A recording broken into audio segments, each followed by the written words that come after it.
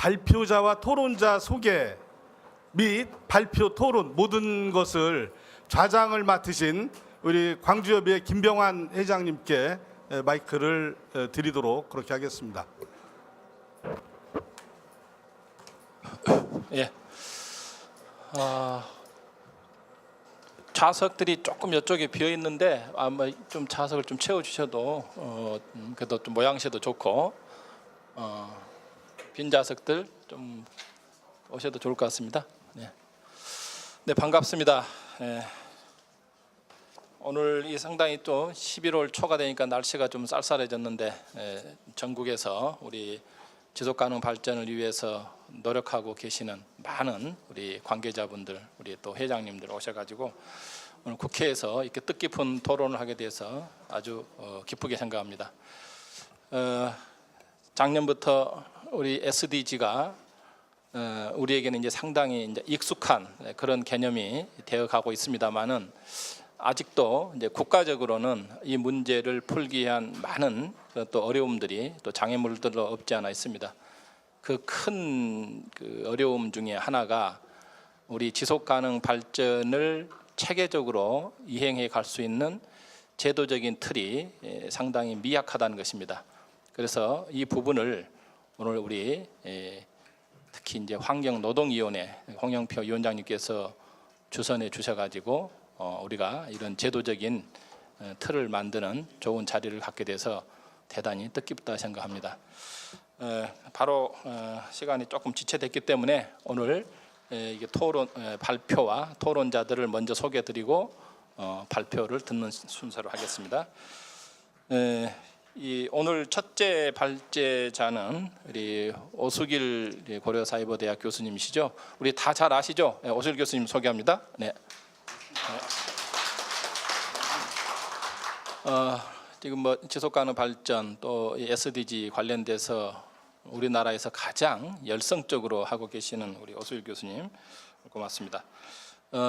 또 이제 서울시에서도 이 관련된 조례에 관련돼서 열심히 또 일을 하고 계시는데 이 SDG 오늘 법제도 개선 방안에 대한 발제를 해주실 설동근 변호사님 소개합니다. 네, 맞습니다. 네. 오늘은 토론자분들을 5분을 각 분야별로 이렇게 모셨습니다. 행정 쪽에서는 환경부의 어떻게 계시죠? 이영석 과장님, 부탁드립니다.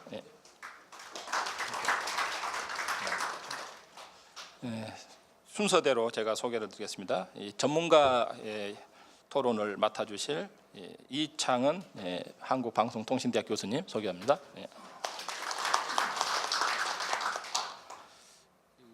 지역에서 또 오랫동안에 이 분야 열심히 이제 일을 해오고 계신 전라북도의 지속가능 발전협의 회장 오창환 회장님 소개합니다. 네. 언론 쪽은 환경 포커스 신미령 편집국장님이 토론을 좀 예정하고 있는데 아직 못 오셨고요. 여기 사진 찍고 여기 서 계세요. 죄송합니다. 제가 좀 원래 이게 등잔 밑이 어둡습니다. 여기 안 계셔가지고 제가 죄송합니다. 제가 순서를 하나 건너뛰었군요. 그리고 시민사회 쪽에 관련 분야의 법 체계 정립 필요성을 토론할 장정구 제가 운영위원장님 소개합니다. 네.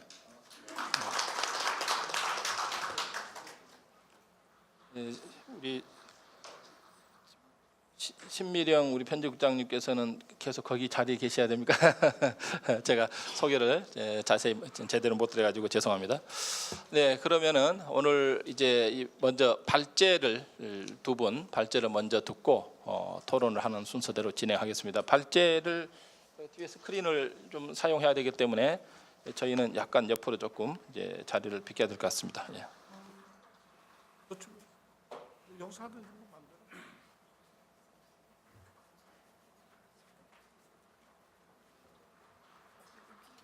이건가요? 네, 반갑습니다. 아마 계속해서 이 같은 내용을 들으신 분도 계시겠지만 오늘은 우리가 좀 힘을 모아서 법 제도를 어떻게 개선할까 하는데 이 뜻을 같이 해야 되기 때문에 또 반복하더라도 잘 들어주시면 고맙겠습니다. 이 발표를 최대한 줄이고 오늘은 토론을 더 많이 들었으면 합니다.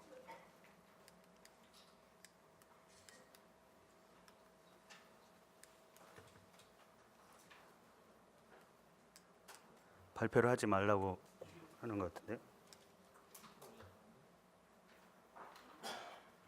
자, 우리 지속가능 발전 목표 17개 다 외우시나요?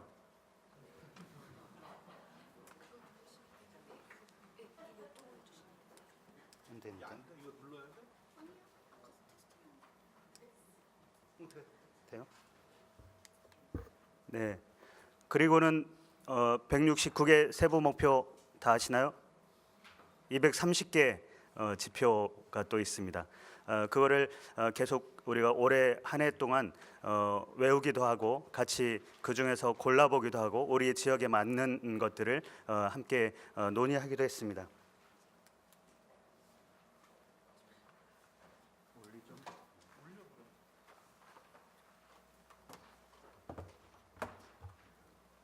네.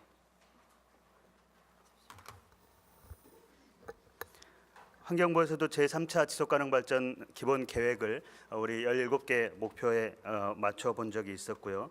그리고 우리 이클레이 세계 조직에서도 이 지속가능 발전 목표 특히 11번 목표를 이 초점에 맞춰서 하기로 했습니다.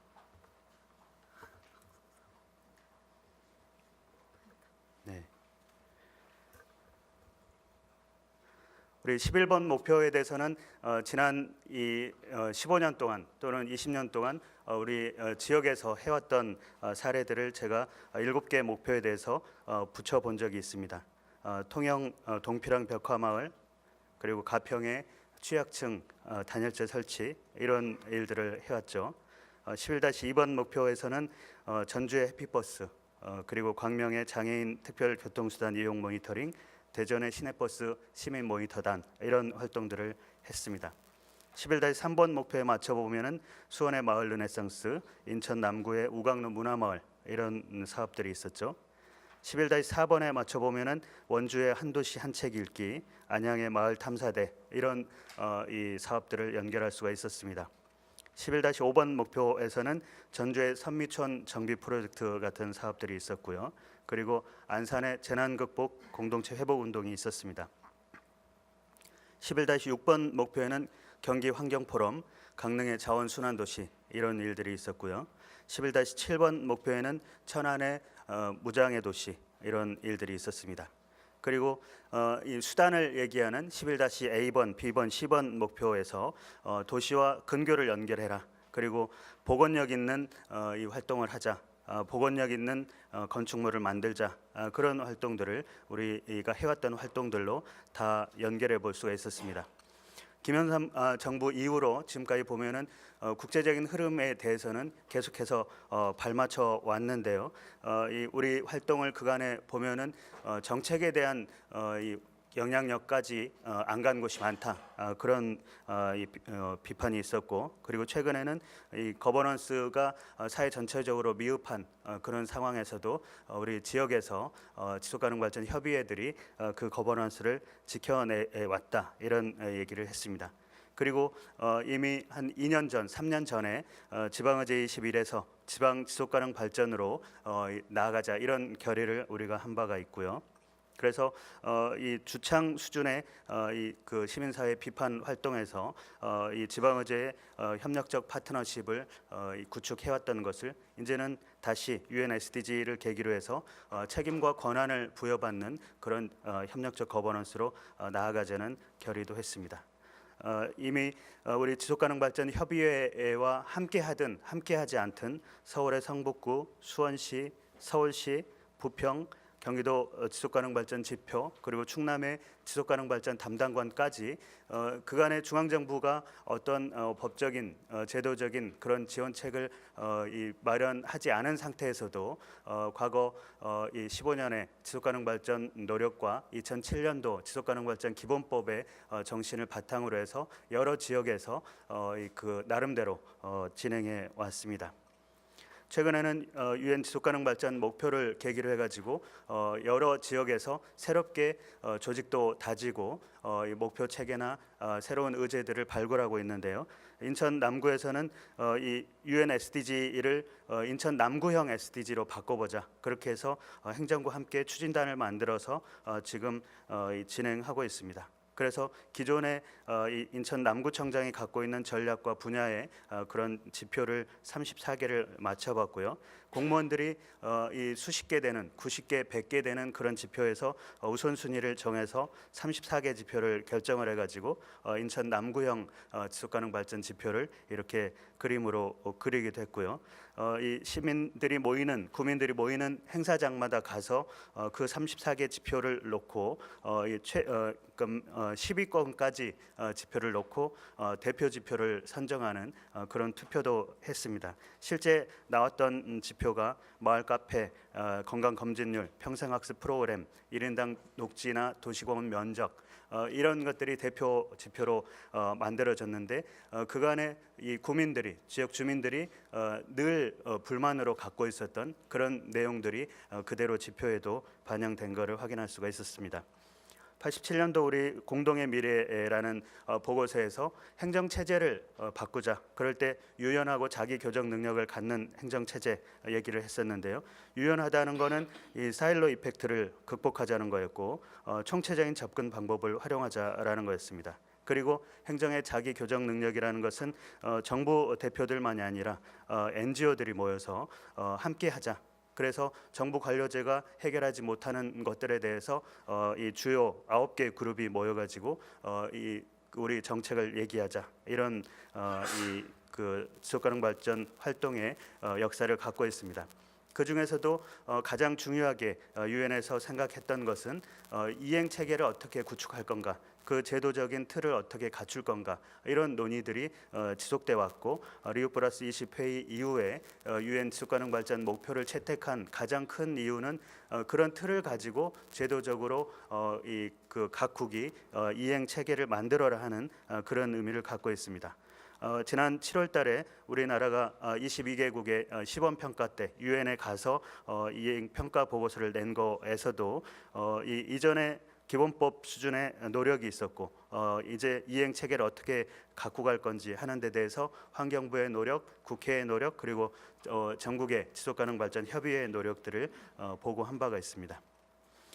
우리 늘 지역에서 우리가 겪었던 것은 우리를 왜 지원해주지 않느냐, 행정이 하는 일에 수많은 일들을 대신하고 있는데 이런 그 요구가 하나가 있었고요. 다른 한편에서는 공무원들이 당신들이 무슨 대표성이 있어서 이 지원을 꼭 해줘야 되냐 이런 갈등이 늘 있었습니다. 그런데 그런 이 대표성이나 조직성 이런 문제가 그간의 행정을 지칭하는 그런 갈등 원리였는데요.